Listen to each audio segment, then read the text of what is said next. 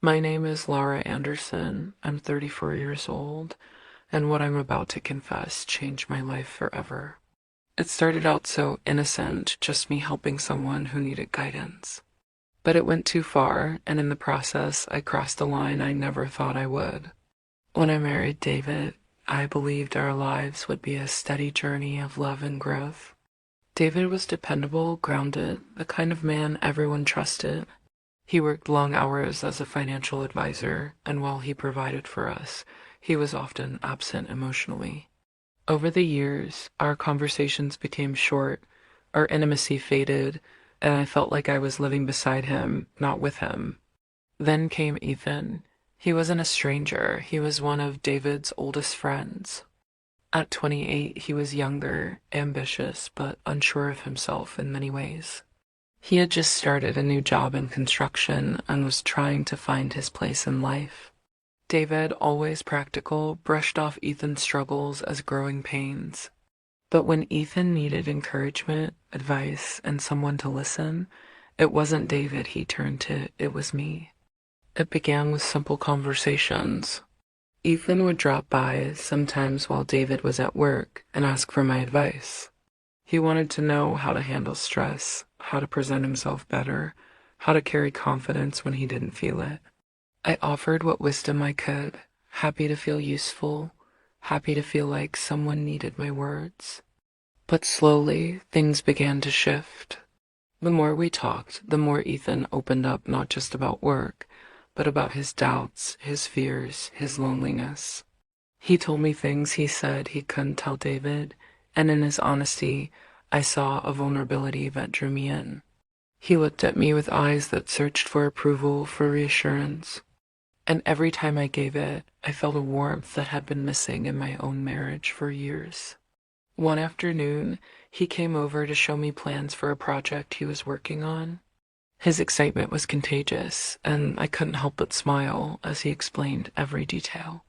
"I've never had someone believe in me the way you do," he said softly, and the words hung in the air, heavier than either of us expected. It was in that moment I realized how dangerous this connection was becoming, but instead of pulling away, I leaned closer. I told myself it was just encouragement, just kindness. Yet deep inside, I knew it was more. Over the next few weeks, the tension grew. Every time Ethan visited, there was an unspoken energy between us. His glances lingered too long, his compliments carried more weight, and my heart raced in ways it hadn't in years. When our hands brushed one evening as I passed him a cup of coffee, it felt like fire under my skin. I pulled back quickly, but the damage was already done. We both knew this was no longer innocent. The night everything changed, David was away on a business trip. Ethan came over to ask for help preparing for an important meeting. We sat together, going through his notes, and I could feel the tension thick in the room. He looked at me, nervous but intense, and said, "Laura, I don't know what I'd do without you." His words melted something inside me. For so long, I had felt unseen, unappreciated, forgotten. But here was a man who not only noticed me, but valued me in ways my husband no longer did. I told myself I was just giving him strength, just being supportive, but when his hand covered mine, I didn't pull away. In that quiet moment, surrounded by nothing but the sound of our breathing, the line between guidance and desire blurred. I knew it was wrong. I knew I was betraying David, betraying my vows, betraying the woman I thought I was. But I also knew I couldn't deny how alive I felt. What happened between us that night wasn't planned. It wasn't rational. It was raw, emotional, and overwhelming. And though it filled me with guilt, it also filled me with a kind of passion I hadn't felt in years. The days that followed were filled with secrecy and confusion. Ethan tried to act normal, but every time he looked at me, I could see the unspoken truth in his eyes.